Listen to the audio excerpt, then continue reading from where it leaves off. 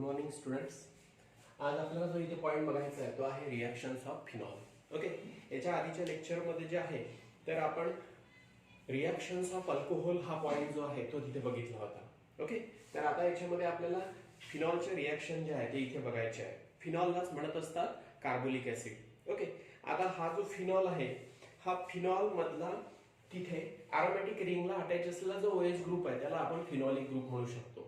Okay, म्हणजे aromatic रिंगला attach असलेला जो OH ग्रुप आहे त्याला काय म्हणत असतात, फिनॉलिक ग्रुप म्हणत असतात. ओके, आणि अल्कोहोल मध्ये जो OH ग्रुप असतो, ओके, तर त्याच्यामध्ये त्या OH ला अल्कोहोलिक ग्रुप, ओके, आपण असं कन्सिडर करणार. पण फिनॉल मध्ये अरोमॅटिक रिंगला जो OH ग्रुप अटॅच असतो त्याला जो आहे तो आपण काय म्हणू शकतो, फिनॉलिक ग्रुप जे आहे ते तिथे म्हणू शकतो. आता हा जो फिनॉल आहे हा बायफंक्शनल कंपाऊंड आहे. का बायफंक्शनल कंपाऊंड आहे? कारण याच्यामध्ये जे आहे OH ग्रुपवर सुद्धा रिॲक्शन घडून येत असते आणि तिथे OH ग्रुप हा अरोमॅटिक रिंगला अटॅच असतो. तो अरोमॅटिक इलेक्ट्रोफिलिक सबस्टिट्यूशन रिॲक्शन सुद्धा जो आहे तो तिथे शो करत असतो. Okay, electrophilic aromatic substitution reaction रिंगवर शो करू शकतो आणि त्याच्यानंतर OH ग्रुप सुद्धा जो आहे तो तिथे रिॲक्शन शो करत असतो. म्हणून याला जो आहे तो बायफंक्शनल कंपाऊंड जे आहे ते कन्सिडर केलेला आहे. ओके, आणि फिनॉल हा वीकली ऍसिडिक नेचर शो करत असतो. ओके, फिनॉल हा अल्कोहोल पेक्षा मोर ऍसिडिक आहे पण कार्बोक्सिलिक ऍसिड पेक्षा लेस ऍसिडिक आहे. ओके, हा जो आहे हा मोर ऍसिडिक का आहे किंवा हा ऍसिडिक कॅरेक्टर का शो करतो? कारण फिनॉलची रिॲक्शन जर एखाद्या बेस सोबत जर झाली, NaOH सोबत वगैरे, ओके, किंवा मेटल सोबत झाली, सोडियम मेटल सोबत वगैरे जर झाली तर तो स्वतःजवळचा H पॉझिटिव्ह आयन जो आहे तो इझिली देऊन देतो. ओके, आणि त्याच्यापासून जो आहे तो फिनॉक्साइड आयन फॉर्म होत असतो आणि फिनॉक्साइड आयनची जी स्टॅबिलिटी आहे ती फिनॉल पेक्षा जी आहे ती जास्त आहे रेझोनन्समुळे. ओके, मग तो जर स्वतःजवळचा इझिली H पॉझिटिव्ह आयन देत असेल तर आपण त्याला काय म्हणणार, ऍसिडिक कंपाऊंड म्हणणार.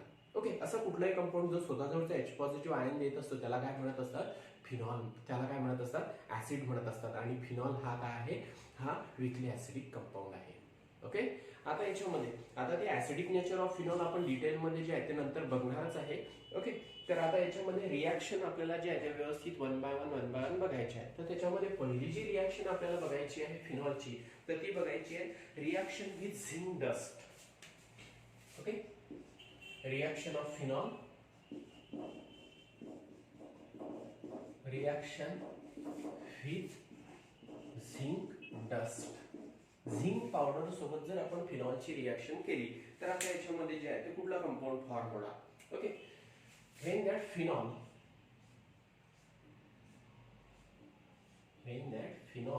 is allowed to heated with, okay, zinc dust, zinc powder, okay, then it undergo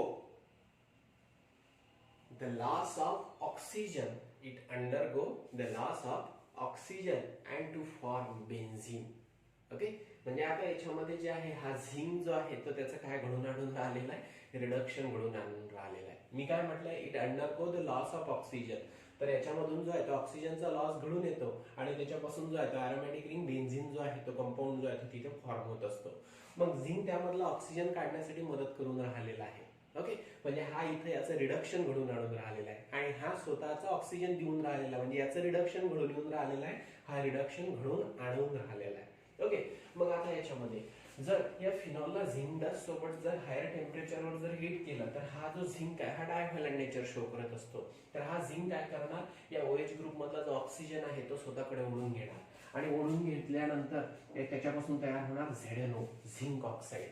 मग मला सांगा, या इथे अरोमॅटिक रिंगला जो आहे तो इथे OH ग्रुप होता, OH ग्रुप मधला ऑक्सिजन जो आहे तो झिंक सोबत रिॲक्ट झाला, झिंक ऑक्साईड फॉर्म झाला. मग आता या OH ग्रुप मधला हायड्रोजन जो आहे तो कशाला अटॅच होणार, कार्बनला अटॅच होणार. म्हणजेच काय तयार होणार, C6H6. काय तयार होणार, C6H6 बेन्झीन. ओके, कारण इथे प्रत्येक कार्बनला एक एक हायड्रोजन अटॅच, इथे एक हायड्रोजन अटॅच, इथे एक हायड्रोजन अटॅच, इथे इथे इथे प्रत्येक कार्बनला एक एक हायड्रोजन अटॅच आहे. आता या OH ग्रुप, आता या कार्बनला OH ग्रुप अटॅच असल्यामुळे तिथे हायड्रोजन अटॅच नाही आहे, पण या OH ग्रुप मधला ऑक्सिजन Zn सोबत रिॲक्ट झाला, झिंक ऑक्साईड फॉर्म झाला. मग या OH ग्रुप मधला H कशाला अटॅच होणार, या कार्बनला. काय तयार होणार, C6H6 बेन्झीन. ओके, म्हणजे आता याच्यामध्ये झिंक डस्टला जर फिनॉल सोबत रिॲक्ट केलं तर झिंक जो आहे तो त्या फिनॉलचं जे आहे ते तिथे रिडक्शन घडून आणत असतो. ओके, त्याच्यामधून ऑक्सिजनचा लॉस घडून आणत असतो आणि प्रोडक्ट म्हणून देत असतो बेन्झीन. ओके, आणि त्या झिंकचं जे आहे ते तिथे ऑक्सिडेशन म्हणून येत असते. ओके, आणि त्याच्यापासून तयार होत असतो झिंक ऑक्साईड. आलं इथे लक्षात? तर ही पहिली रिॲक्शन व्यवस्थित लिहून घ्या.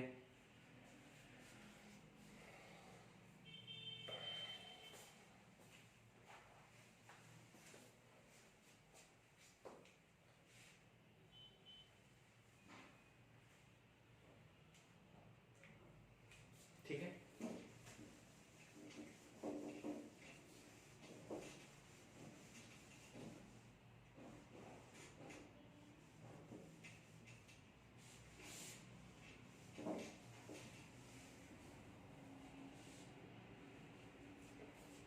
नेक्स्ट रिएक्शन,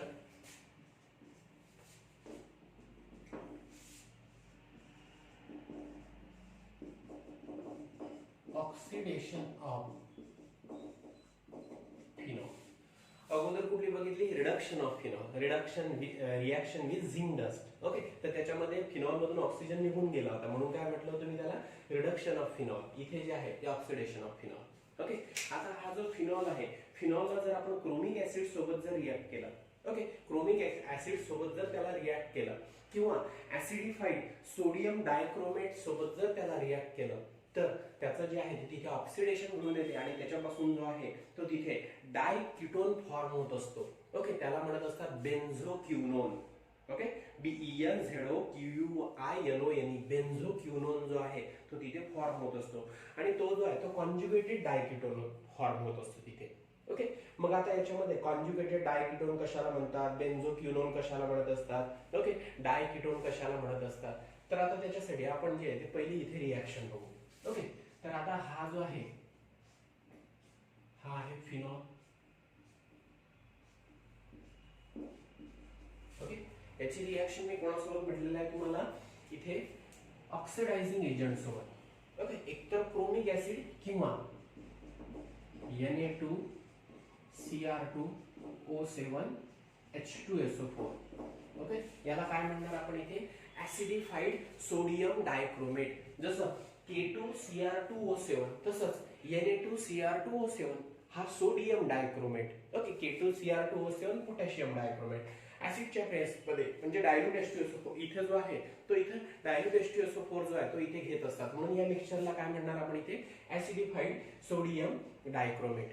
ओके, किंवा CrO3 क्रोमिक ऍसिड सुद्धा जो आहे तो इथे ऑक्सिडायझिंग एजंट म्हणून जो आहे तो तुम्ही यूज करू शकता. ओके, मग आता हा जो फिनॉल आहे या फिनॉलची रिॲक्शन जर आपण ऑक्सिडायझिंग एजंट सोबत जर केली तर ऑब्विसली या फिनॉलचं काय घडून येणार? ऑक्सिडेशन घडून येणार. ओके, आणि ऑक्सिडेशन घडून आल्यानंतर म्हणजे हा जो Na2Cr2O7 आहे तो रिॲक्शन मध्ये काय प्रोव्हाइड करणार? ऑक्सिजन प्रोव्हाइड करणार. ओके, ऑक्सिडायझिंग एजंटचं कामच ते असते, तो रिॲक्शन मध्ये जो आहे तो स्वतःजवळचा ऑक्सिजन जो आहे तो तिथे प्रोव्हाइड करत असतो. ओके, मग आता Na2Cr2O7H2SO4 dilute H2SO4 acidified sodium डायक्रोमेटने ऑक्सिजन दिले. ओके, मग या फिनॉलचं ऑक्सिडेशन घडून येणार. ऑक्सिडेशन घडून झाल्यानंतर याच्यामध्ये डिहायड्रोलिसिस घडून येणार आणि त्याच्यानंतर इथे जो आहे तो डायकीटोन जो आहे तो फॉर्म होणार. मग आता याच्यामध्ये इथला बघा हा अर्थोपॅरा डायरेक्टिंग ग्रुप आहे तर याच्यामध्ये मी इथं अंडरलाईन करून ठेवतो हा इथला H आणि या कार्बनला सुद्धा काय अटॅच आहे? H अटॅच आहे तर इथला H. ओके, म्हणजे बऱ्याचदा जे आहे ते मुलांचे इथे कन्फ्युजन होतं म्हणून जे रिॲक्शन कशा प्रकारे बॅलन्स झाली वगैरे. जसं इथे प्रत्येक कार्बनला इथे हायड्रोजन अटॅच आहे, इथे हायड्रोजन अटॅच आहे, मग इथला एक हायड्रोजन इथला एक हायड्रोजन. तर हा जो आहे ऑक्सिडायझिंग एजंट या ऑक्सिडायझिंग एजंट मधल्या एका नेसंट ऑक्सिजन सोबत रिॲक्ट होणार. 2 हायड्रोजन आणि 1 ऑक्सिजन रिॲक्ट होणार तर याच्यामध्ये जो आहे तो वॉटर मॉलिक्यूलचा लॉस होणार म्हणजे याच्यामध्ये काय होणार? डिहायड्रोलिसिस. ओके, मग मला इथे सांगा आता हा जो आहे हा ऑक्सिजन इथे अटॅच आहे आणि इथे जो आहे तो इथला हायड्रोजन निघून गेला आणि हायड्रोजन निघून गेल्यानंतर जो आहे तो ऑक्सिजन जो आहे तो इथे अटॅच होणार. जो कंपाऊंड तुम्हाला मिळेल तो अशा प्रकारचा असेल. ऑक्सिजन डायव्हॅलंट आहे.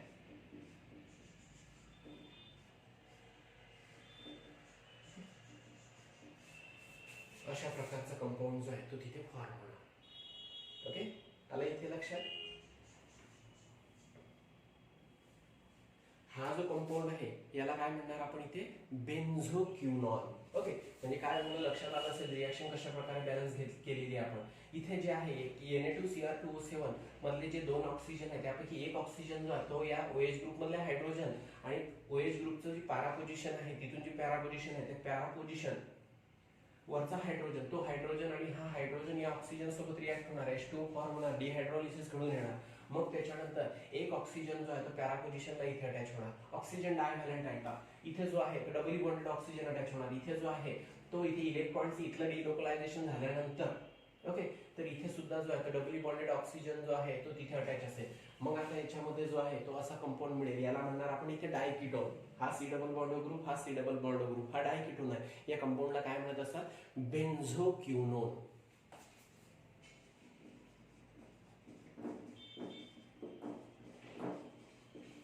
ओके, व्यवस्थित रिएक्शन जी आहे ती तिथे लिहून ठेवा, बेन्झोक्विनोन. ओके,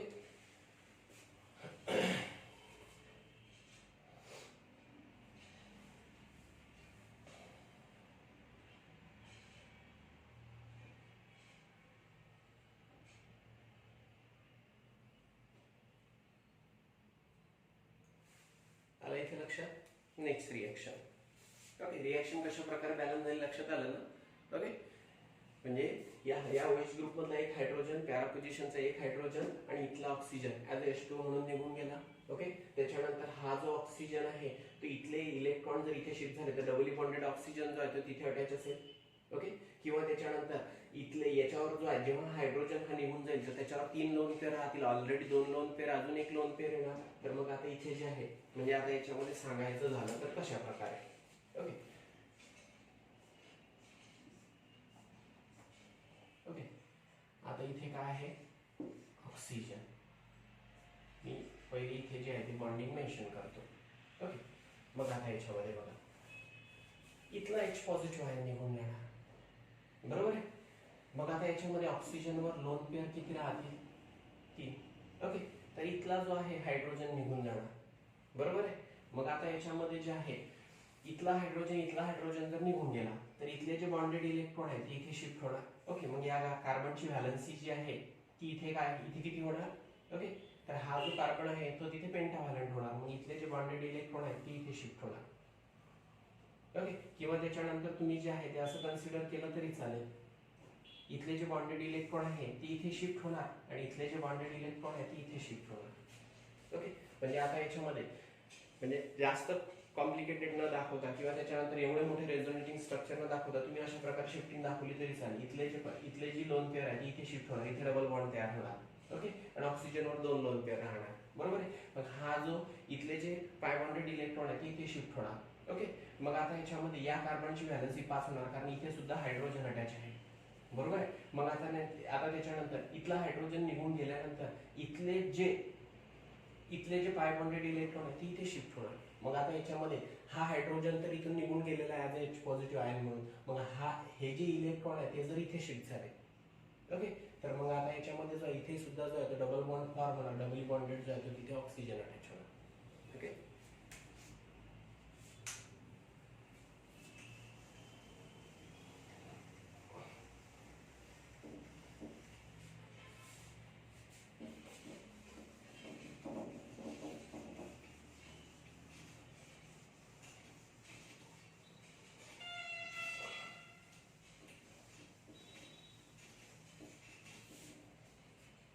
त्याच्यानंतर नेक्स्ट रिएक्शन जी आहे ती आहे हॅलोजनेशन ऑफ फिनॉल. ओके, तर त्याच्यामध्ये ब्रोमिनेशन ऑफ फिनॉल. ठीक आहे,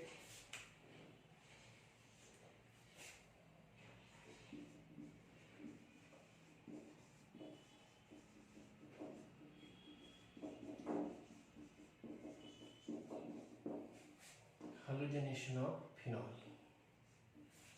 आता ही जी आपण रिएक्शन तिथे बघितली ऑक्सिडेशन रिएक्शन, ओके, तर त्याच्यामध्ये आपण जो आहे बेन्झोक्विनोन तयार केला होता. मे बी ही तुमच्या नवीन बुकमध्ये जी आहे त्या बुकमध्ये ही रिएक्शन दिलेली नसेल. ओके, पण आता याच्यामध्ये ती रिएक्शन जी आहे ती other exam point of view जर बघितलं, okay, both point of view consider नाही केलं, other exam point of view जर कन्सिडर केलं तर ती रिॲक्शन जी आहे ती तिथे महत्वाची आहे.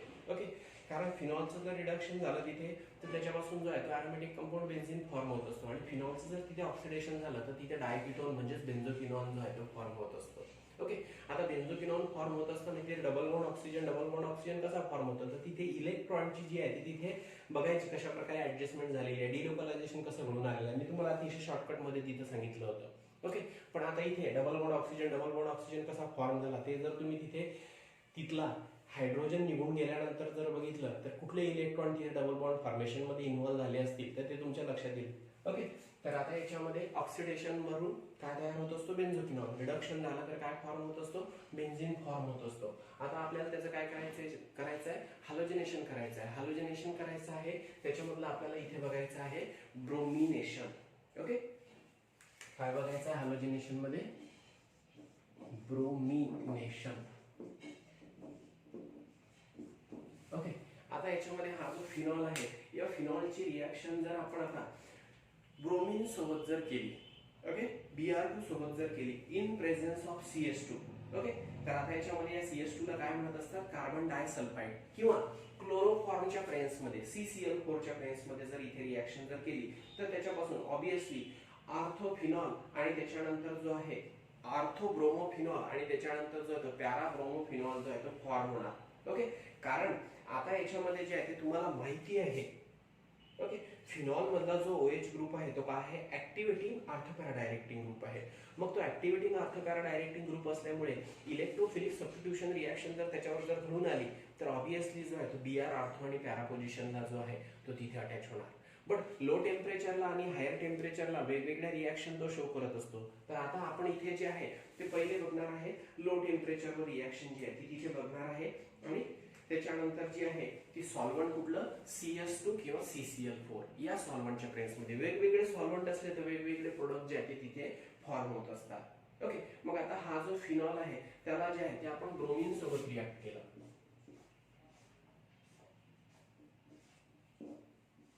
ओके, फिनॉल आहे त्याची रिॲक्शन आपण कशासोबत केली, Br2 सोबत केली इन प्रेझेन्स ऑफ CS2 और CCl4 या ऑर्गेनिक सॉल्व्हंटच्या प्रेझेन्स मध्ये, कार्बन डायसल्फाइड और कार्बन टेट्राक्लोराइड यांच्या प्रेझेन्स मध्ये नियर अबाउट 273 केल्विन टेम्परेचरला. ओके, कमी टेम्परेचरला. तर आता याच्यामध्ये जो आहे इथे आर्थोब्रोमोफिनॉल आणि त्याच्यानंतर जो आहे पॅराब्रोमोफिनॉल हे जे आहे ते दोन प्रोडक्ट जे आहेत ते तुम्हाला इथे मिळतील. ओके, मग आपल्याला जर दोन प्रोडक्ट इथे दाखवायचे असेल तर रिॲक्शन सुद्धा 2:2 प्रपोर्शन मध्ये घडून आणावी लागेल. ओके, कारण हा जो OH ग्रुप आहे हा ऍक्टिव्हेटिंग आर्थोपॅरा डायरेक्टिंग ग्रुप आहे. ओके, तो रिंगला मोर रिॲक्टिव्ह बनवतो बेन्झीन रिंग पेक्षा आणि येणारे इलेक्ट्रोफाइलचा अटॅक आर्थो आणि पॅरा पोझिशनला घडून आणतो, म्हणून हा काय आर्थोपॅरा डायरेक्टिंग ग्रुप आहे. ओके, मग आता या फिनॉलची रिॲक्शन Br2 सोबत झाली तर पहिला जो प्रोडक्ट आहे तो तुम्हाला असा मिळेल, इथे OH, इथला हायड्रोजन निघून जाणार त्याला Br अटॅच होणार, मग इथला हायड्रोजन आणि Br बाय प्रोडक्ट काय झालेला इथे HBr. ओके, ही झाली पहिल्या मॉलिक्यूल सोबत रिॲक्शन. दुसऱ्या मॉलिक्यूल सोबत रिॲक्शन, तर आता हा जो फिनॉल आहे तो दुसऱ्या Br2 सोबत रिॲक्ट झाला, त्या Br2 मधला Br इथे अटॅच होणार, इथला हायड्रोजन आणि Br ऍज अ HBr म्हणून निघून जाणार, डिहायड्रो हॅलोजिनेशन इथे होणार. ओके, ट्वाइस HBr चा लॉस घडून येणार आणि इथला जो Br आहे तो इथे पॅरा पोझिशनला अटॅच होणार. इथे काय अटॅच, Br.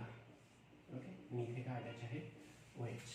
ओके, बरोबर आहे. रिॲक्शन झाली कारण 4 Br आहे, हा एक Br, हा एक Br, हे 2 Br. ओके, त्याच्यानंतर 2 फिनॉल मॉलिक्यूल आहे, हा एक फिनॉल मॉलिक्यूल, हा एक फिनॉल मॉलिक्यूल. ओके, रिॲक्शन कशा प्रकारे बॅलन्स झाली, जेव्हा इथे Br अटॅच होणार इथला हायड्रोजन आणि इथला Br HBr, पुन्हा इथला हायड्रोजन आणि इथला Br HBr, ट्वाइस HBr चा लॉस घडून येणार आणि तुम्हाला जे आहे ते अशा प्रकारे प्रोडक्ट जे आहे ते इथे मिळतील. तर हा जो आहे हा इथे 20% मध्ये मिळणार. ओके, आणि हा जो आहे हा इथे तुम्हाला 80% मध्ये मिळणार, म्हणजे हा मायनर असणार, हा मेजर असणार. ओके, तर आता याच्यामध्ये जो आहे 1-2 पोझिशनला जो आहे ती ग्रुपची संख्या वाढलेली आहे, क्राउडिंग वाढलेली आहे. ओके, म्हणून याची स्टॅबिलिटी जी आहे ती कमी आहे. स्टॅबिलिटी कमी आहे, हा मायनर क्वांटिटी मध्ये मिळणार. इथे 1-4 पोझिशनला जे आहे ते ग्रुप अटॅच आहे. ओके, त्याच्यामध्ये जे आहे ते क्राउडिंग कमी आहे. ओके, त्याच्यामुळे याची स्टॅबिलिटी जी आहे ती इथे जास्त असेल. हा जो आहे हा इथे मोर क्वांटिटीमध्ये जो आहे, मोर प्रपोर्शनमध्ये जो आहे तो फॉर्म होणार.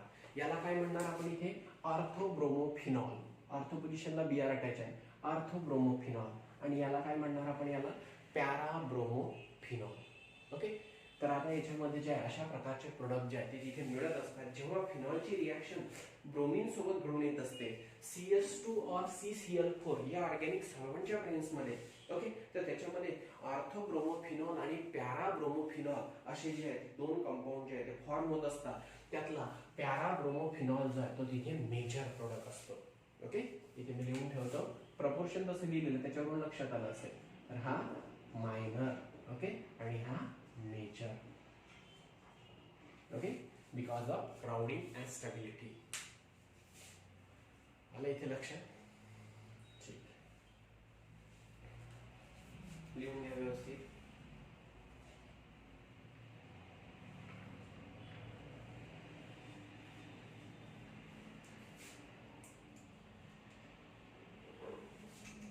ठीक आहे. आता इथे ऑर्गॅनिक सॉल्व्हंटच्या प्रेझेन्समध्ये Br2 ला फिनॉल सोबत रिॲक्ट केलं होतं.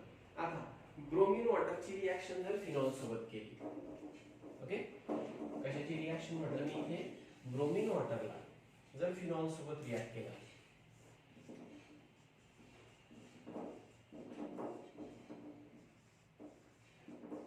okay, when the phenol is allowed to react with bromine water, okay, then it undergo bromination and to give the product. Okay, तर आता याच्यामध्ये प्रोडक्ट कुठला मिळतो ते आपण जे आहे ते इथे बघू. हा फिनॉल आहे. या फिनॉलची रिॲक्शन ब्रोमीन वॉटर सोबत केली. तर ब्रोमीन वॉटर सोबत रिॲक्शन केल्यानंतर त्या ब्रोमीन वॉटर मधला जो ब्रोमीन आहे, एक्सेस ऑफ ब्रोमीन जो आहे तो या फिनॉल सोबत जो आहे तो तिथे रिॲक्ट होणार. ओके, आता फिनॉलची रिॲक्शन ब्रोमीन वॉटर सोबत झाली तर ब्रोमीन मधला एक्सेस ऑफ ब्रोमीन जो आहे तो फिनॉल सोबत रिॲक्ट होणार. आणि फिनॉल सोबत रिॲक्ट झाल्यानंतर, ओके, तर तुम्हाला जो आहे तो असा प्रोडक्ट मिळेल. OH, Br, Br, Br plus thrice HBr. Phenol मधला जो OH ग्रुप आहे तो OH ग्रुप कुठला आहे? ऑर्थोपॅरा डायरेक्टिंग ग्रुप आहे. कुठला आहे? ऑर्थोपॅरा डायरेक्टिंग ग्रुप आहे. मग ब्रोमीन वॉटर मधला जो ब्रोमीन आहे तर जेवढ्या ऑर्थो आणि पॅरा पोझिशन आहे तिथे जे आहे तिथे सबस्टिट्यूशन म्हणून आणणार. ओके, मग आता इथला जो हायड्रोजन आहे तो इथल्या ब्रोमीन सोबत रिॲक्ट होणार, HBr फॉर्म होणार. या Br2 मधला जो Br आहे तो इथे अटॅच होणार. त्याचप्रमाणे इथला हायड्रोजन रिप्लेस होणार, Br अटॅच होणार. हायड्रोजन आणि Br HBr फॉर्म करणार. पुन्हा या ऑर्थो पोझिशनचा, दोन ऑर्थो पोझिशन ही पॅरा पोझिशन, पुन्हा इथला हायड्रोजन निघून जाणार, तो Br सोबत रिॲक्ट होणार, HBr फॉर्म होणार आणि इथला जो Br आहे तो इथे अटॅच होणार आणि प्रोडक्ट जो आहे तो तुम्हाला असा मिळेल. ओके, मग आता याच्यामध्ये बघा रिॲक्शन बॅलन्स झाली. इथला हायड्रोजन, इथला हायड्रोजन, इथला हायड्रोजन, इथले 3 Br, thrice HBr. Total Br किती आहे? 3 1 3 3 2 6. तर आता याच्यामध्ये तुम्हाला 6 Br जे आहेत इथे 3 आणि ही 3 असे Br जे आहेत ते तुम्हाला इथे दिसून राहिलेले. म्हणजे इथे रिॲक्शन जी आहे ती बॅलन्स झालेली आहे. आता हा जो प्रोडक्ट तुम्हाला मिळालेला आहे तर हा कुठला आहे? तर हा आहे पहिला कार्बन, हा दुसरा कार्बन, हा तिसरा, चौथा, पाचवा आणि हा 6वा. तर दुसऱ्या कार्बनला, चौथ्या कार्बनला आणि 6व्या कार्बनला Br अटॅच आहे. तर काय म्हणणार? 2 4 6. Okay, try bromo. 2 4 6 try bromo. 1 2 3 Br आहे. 2 4 6 ट्राय ब्रोमो आणि पॅरेंट कंपाऊंड कुठला आहे बा? फिनॉल. ओके, ते नाव काय होणार? 2 4 6 ट्राय ब्रोमो फिनॉल. ओके, तर ही रिॲक्शन जी आहे ती व्यवस्थित मेन्शन करून ठेवा तिथे. अतिशय महत्त्वाच्या रिॲक्शन आहेत त्या. क्वेश्चन विचारत असताना बऱ्याचदा असं विचारत असतात, what is the action of bromine in presence of CS2 on phenol. Okay, असा एक क्वेश्चन इथे तयार होतो 2 मार्कचा. किंवा what is the action of bromine water. Okay, what is the action of bromine water on phenol. Okay, मग आता याच्यामध्ये जे आहे इथे असा प्रोडक्ट फॉर्म होतो आणि तिथे ऑर्गॅनिक सॉल्व्हंटच्या प्रेसमध्ये जर रिॲक्शन म्हणून आली तर तिथे जे आहे ते 2 वेगळे प्रोडक्ट जे आहे ते फॉर्म होत असतात. ओके, आलं इथे लक्षात? तर हे हॅलोजनेशन म्हणजे ब्रोमिनेशन ऑफ फिनॉलमध्ये जे आहे ही रिॲक्शन मेन्शन करून ठेवा.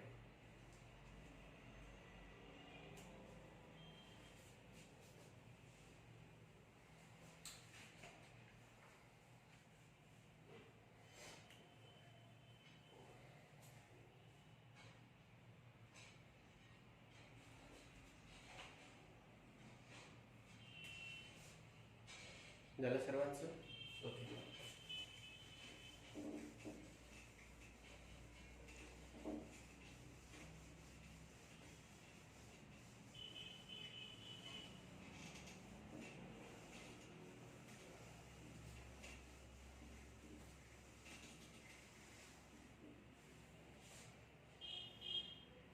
त्याच्यानंतर sulphonation of phenol.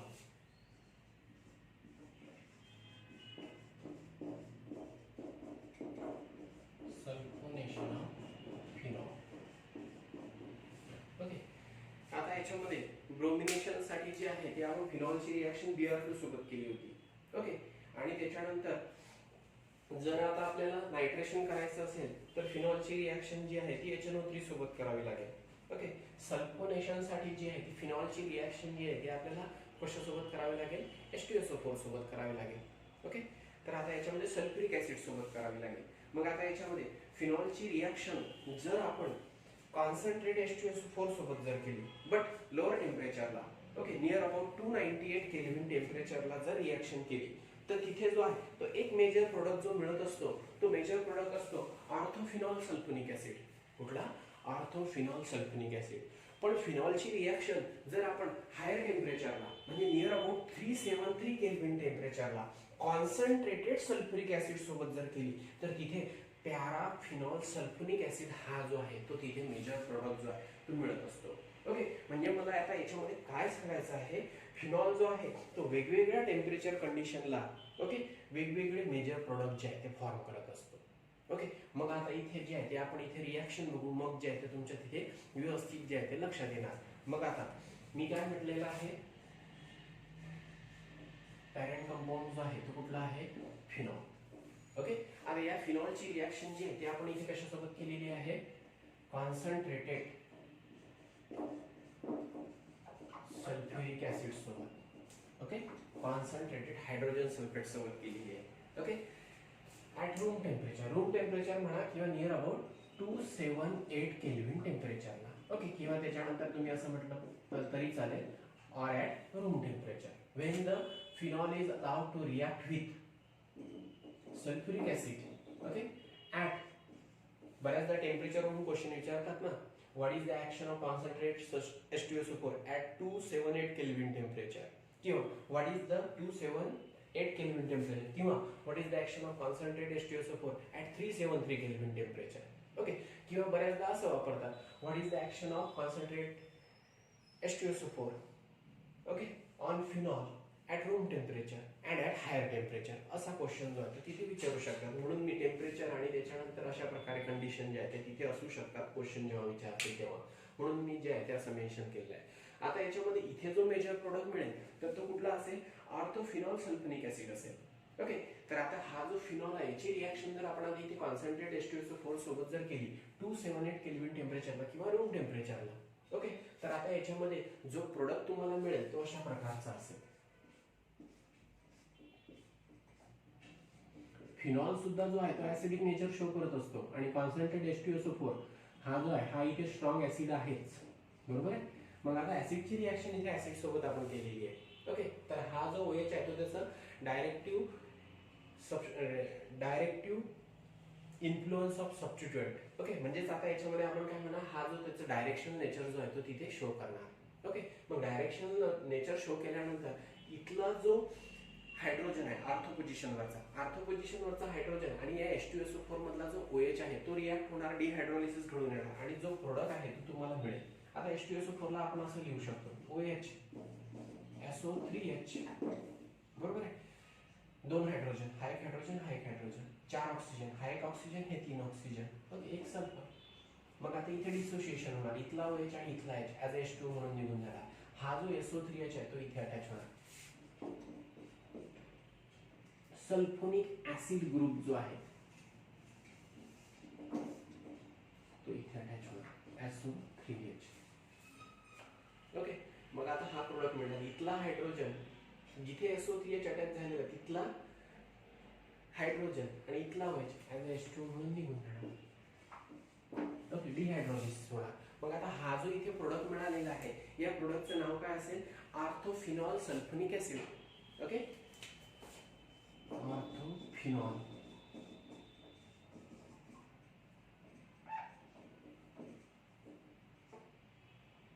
ऑर्थोफिनॉल,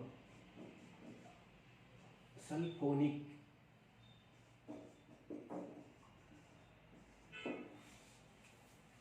ऑर्थोफिनॉल sulphonic acid, किंवा याचं दुसरं नेमिंग कसं लिहिणार तुम्ही? हा पहिला कार्बन कन्सिडर करा, हा दुसरा कार्बन कन्सिडर करा, दुसऱ्या कार्बनला OH ग्रुप अटॅच आहे, 2 hydroxy benzene sulphonic acid. Okay, benzene रिंगला जर SO3H अटॅच असेल तर त्याला काय म्हणत असतात? Benzene sulphonic acid. मग आता याच्यामध्ये जर पॅरेंट कंपाऊंड तुम्ही बेन्झीन सल्फोनिक ऍसिड कन्सिडर केला, दुसऱ्या कार्बनला OH अटॅच आहे, 2 हायड्रॉक्सी बेन्झीन सल्फोनिक ऍसिड असं सुद्धा नेमिंग करू शकता, किंवा कॉमन नेमिंग जे आहे ते तिथे ऑर्थोफिनॉल सल्फोनिक ऍसिड अशा प्रकारे जे आहे ते तुम्ही नेमिंग करू शकता। ओके, आलं इथे लक्षात? तर आता याच्यामध्ये हा जो आहे तो इथे मेजर प्रोडक्ट मिळणार। जर लोअर टेम्परेचरला रिएक्शन जर घडून आणली कॉन्सन्ट्रेटेड H2SO4 ची फिनॉल सोबत, तर तुम्हाला हा जो आहे तो तिथे मेजर प्रोडक्ट मिळणार। ओके, बट आता याच्यामध्ये हा जो फिनॉल आहे त्याला हायर टेम्परेचरवर म्हणजे 373 केल्विन टेम्परेचरवर कॉन्सन्ट्रेटेड H2SO4 सोबत जर रिएक्ट केलं, ओके, तर त्याच्यामध्ये जो आहे तो मेजर प्रोडक्ट जो मिळेल तो वेगळा असेल। आता याच्यामध्ये हा इथे फिनॉल आहे, ओके, याची रिएक्शन कशासोबत केली तुम्ही? Concentrated H2SO4, okay, near about 373 kelvin टेम्परेचरला, ओके, म्हणजे याच्यापेक्षा हायर टेम्परेचरला। तर आता इथे जो प्रोडक्ट मिळेल तो असा मिळेल,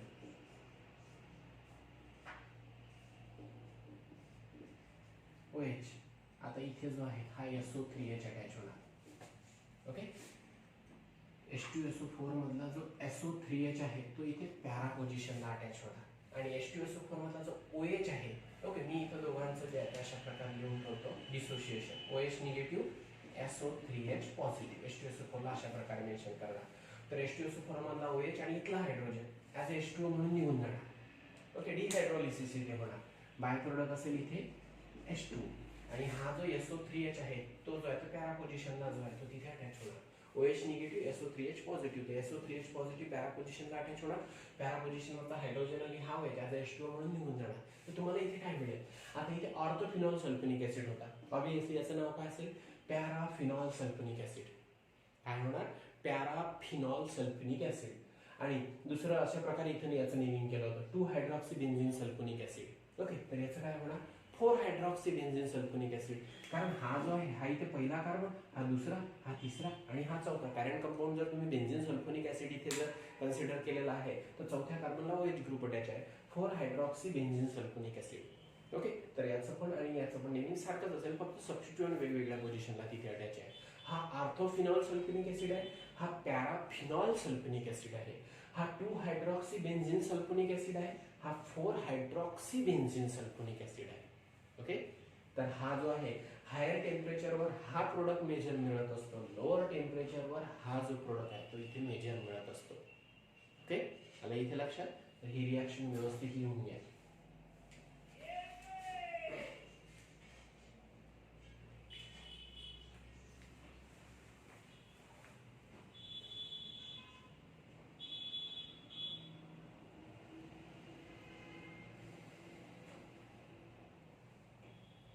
महत्वाचे पॉइंट आहेत बरं, हे याच्यावर क्वेश्चन विचारत असतात। Okay, what is the action of concentrated H2SO4 on phenol at lower temperature and at higher temperature?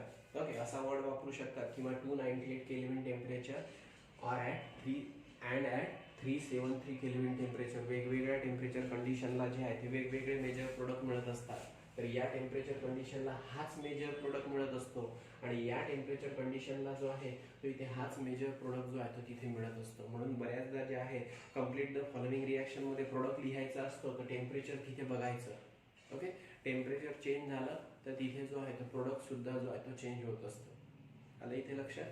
He reaction लिहिली तुम्ही, म्हणजे पहिले कुठलं बघितलं होतं आपण? आता याच्यामध्ये पहिले रिडक्शन बघितलं होतं, फिनॉलचं रिडक्शन केलं, बेन्झीन मिळाला, फिनॉलचं ऑक्सिडेशन केलं तर त्याच्यामध्ये जो आहे तो तुम्हाला बेन्झोक्विनोन मिळाला, नंतर फिनॉलचं ब्रोमिनेशन केलं तर त्याच्यामध्ये ऑर्थोब्रोमोफिनॉल, पॅराब्रोमोफिनॉल एका कंडिशनला फॉर्म झाला। ओके, आणि जर लिक्विड ब्रोमिन सोबत रिॲक्शन केली तर 2,4,6 ट्रायब्रोमोफिनॉल हा प्रोडक्ट मिळाला. म्हणजे ब्रोमिनेशन आपण बघितलं. नंतर काय बघितलं, सल्फोनेशन बघितलं. कॉन्सन्ट्रेटेड सल्फ्युरिक ऍसिड सोबत रिॲक्शन केली तर ऑर्थोफिनॉल सल्फ्युरिक ऍसिड आणि पॅराफिनॉल सल्फ्युरिक ऍसिड. ओके, अशा ऑर्थोफिनॉल सल्फ्युरिक ऍसिड इथे पॅराफिनॉल सल्फ्युरिक ऍसिड असे जे आहे ते तिथे दोन प्रोडक्ट जे आहेत वेगवेगळ्या कंडिशनला जे आहे मेजर क्वांटिटीमध्ये जे आहे ते तिथे मिळालेले आहेत. ओके, तर आलं एवढ्या रिॲक्शन लक्षात. नेक्स्ट रिॲक्शन आपण बघू. लिहिणं झालं सर्वांचं? ठीक. नेक्स्ट रिॲक्शन आपल्याला बघायची आहे नायट्रेशन ऑफ फिनॉल. ओके, आता याच्यामध्ये when the phenol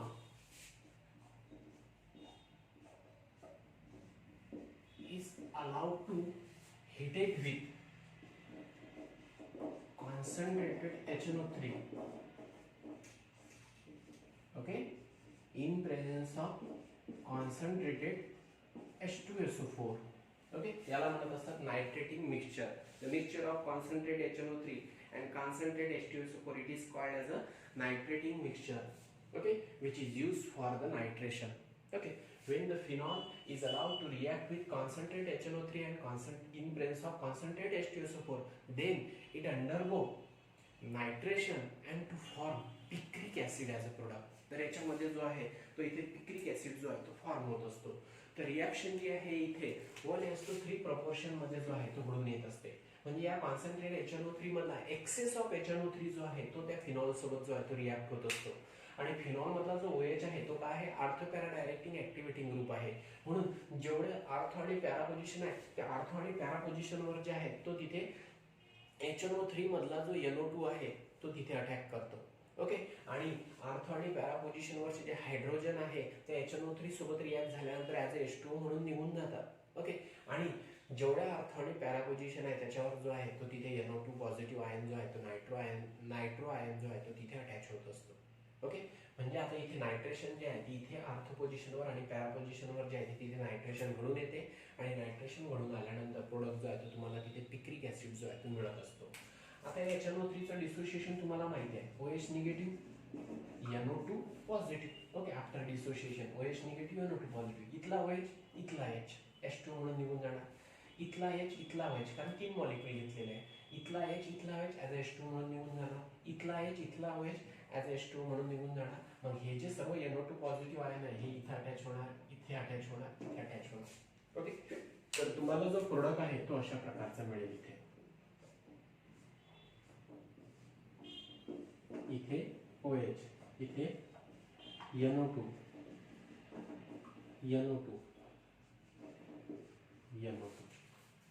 ओके.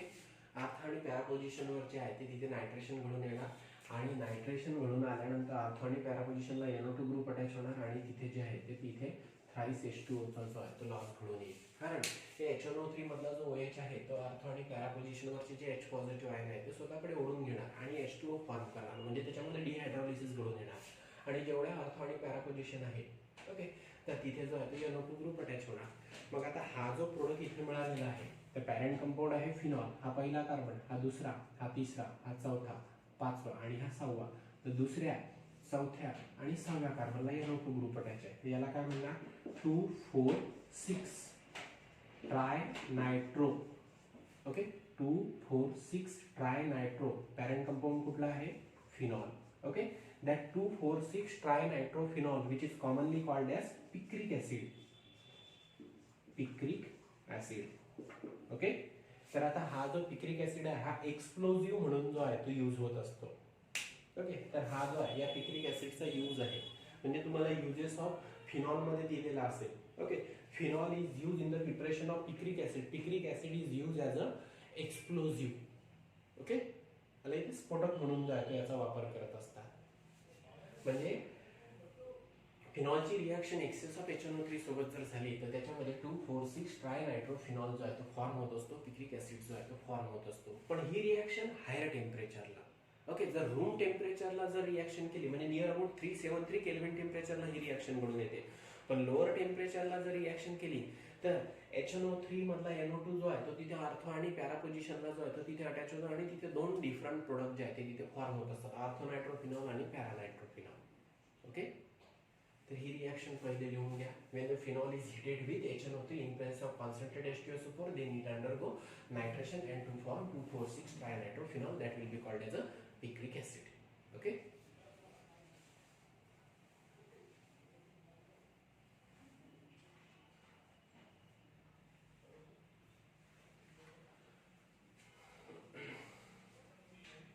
हा जो इथे फॉर्म होत असतो ना तो अतिशय कमी क्वांटिटीमध्ये फॉर्म होत असतो. या रिॲक्शन मध्ये जर यील्ड बघितली ती अतिशय पुअर असते, पण पिक्रिक ऍसिड फॉर्मेशन जे आहे ते तिथे घडून येत असते. Okay. The yield form, the product form in that reaction is form in a very less quantity. Okay. तर आता याच्यामध्ये हा जो पिक्रिक ऍसिड फॉर्म होतो पण त्याची जी यील्ड असते तो जो मिळतो तिथे तो अतिशय कमी क्वांटिटीमध्ये मिळत असतो. पुअर प्रोडक्ट फॉर्मेशन जे आहे ते या रिॲक्शन मध्ये घडून येत असते. ओके. आलं इथे लक्षात? ठीक आहे. आता इथे हा कॉन्सन्ट्रेट HNO3 आहे. ओके. आता डायल्यूट HNO3 ची रिॲक्शन जर केली फिनॉल सोबत, काय म्हटलेलं आहे, फिनॉलची रिॲक्शन जर डायल्यूट HNO3 सोबत केली कमी टेम्परेचरला म्हणजे रूम टेम्परेचरला, तर तिथे जे आहे ते वेगळे प्रोडक्ट फॉर्म होत असतात. ओके. या रिॲक्शन मध्ये जो प्रोडक्ट मिळाला तो प्रोडक्ट इथे मिळत नसतो. मग आता इथे रिॲक्शन बघूया.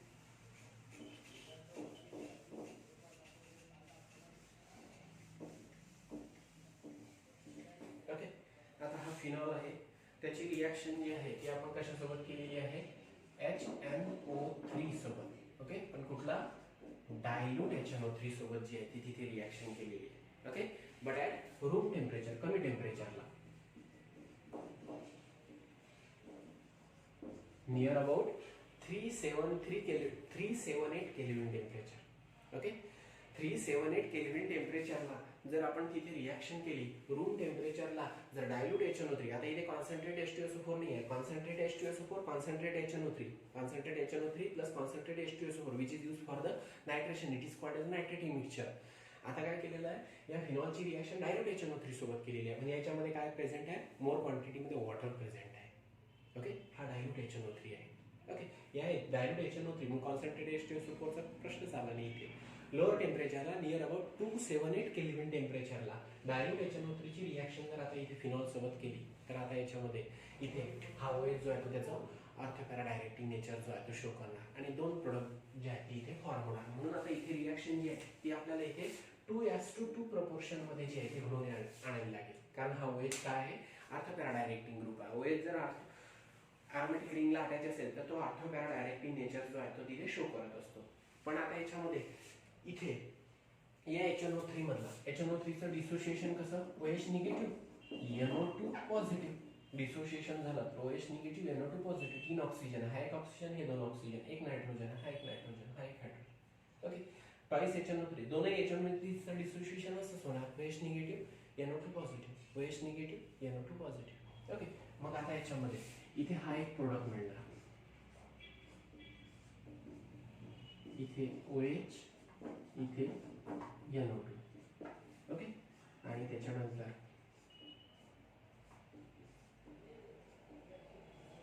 इथे OH आणि इथे NO2.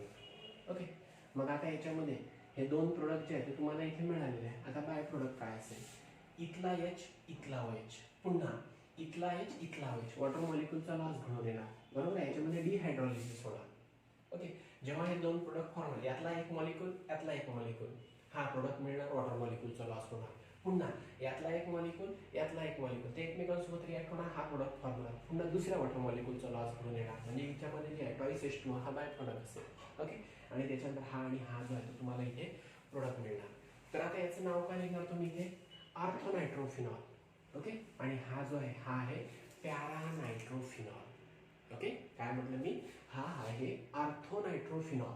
बरोबर आहे. 1-2 पोझिशन आहे ना, 2 नायट्रोफिनॉल, ऑर्थोनायट्रोफिनॉल, याला 4 नायट्रोफिनॉल, पॅरानायट्रोफिनॉल. ओके. आता मी इथे कॉन्ट्रावर्सी जी आहे ती इथे निर्माण करून राहिलेला आहे. आता जेवढ्या तुम्ही इलेक्ट्रोफिलिक सबस्टिट्यूशन रिॲक्शन बघितल्या त्याच्यामधला ऑर्थो प्रोडक्ट हा मायनर असतो आणि पॅरा प्रोडक्ट हा मेजर असतो.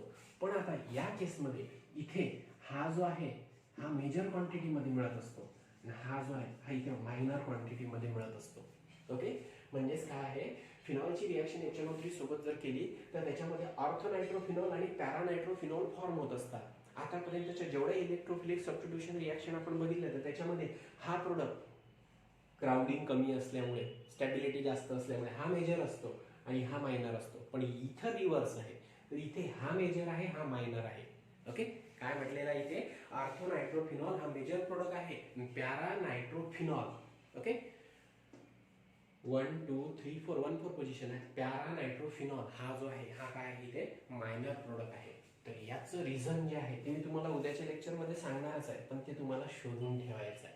ओके, कुठल्या तरी बुकमध्ये जो आहे तो याचा रेफरन्स जो आहे तो तुम्हाला इथे नक्की मिळणार. ओके, कारण इथे तुम्हाला आता गोंधळ निर्माण झालाच असेल तुमचा, कारण आपण जेवढ्या इलेक्ट्रोफिलिक एरोमॅटिक सबस्टिट्यूशन रिॲक्शन बघितल्या तर त्याच्यामध्ये अर्थ होतं केव्हाही आपण जो आहे तो मायनरली येत असतो, पॅरा प्रोडक्ट जो आहे तो केव्हाही मेजरली येत असतो. पण इथे तर वेगळं आहे, इथे जो आहे हा मेजर मिळत असतो आणि हा मायनर मिळत असतो. तर असं का, याचं रिझन जे आहे ते तुम्हाला उद्याच्या लेक्चर स्टार्ट होच्या अगोदर जे आहे ते तुम्हाला शोधून ठेवायचं आहे. ते उद्याच्या लेक्चरमध्ये मी तुम्हाला सांगणारच आहे. ओके, हा का मेजर आहे आणि हा का मायनर आहे, पण तुम्हाला जे याच्यावर थोडं वर्क करायचं आहे. ओके, याचा आन्सर जे आहे ते शोधून ठेवा. आज जो आहे तो आपला एवढा पॉईंट जो आहे तो इथे झालेला आहे. ओके, बाकीचा पॉईंट जो आहे तो आपण इथे नंतर बघू. आणि इथे लक्षात, जेवढ्या रिॲक्शन मी इथे घेतलेल्या आहेत तेवढ्या तुमच्या व्यवस्थित लक्षात आल्या असेल. ओके, व्यवस्थित लिहिल्या पण असेल.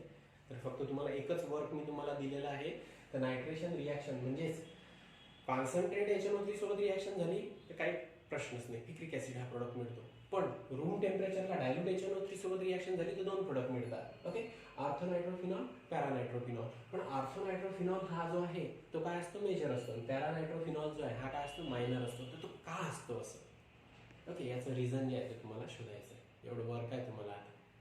ठीक आहे, हॅव अ गुड डे.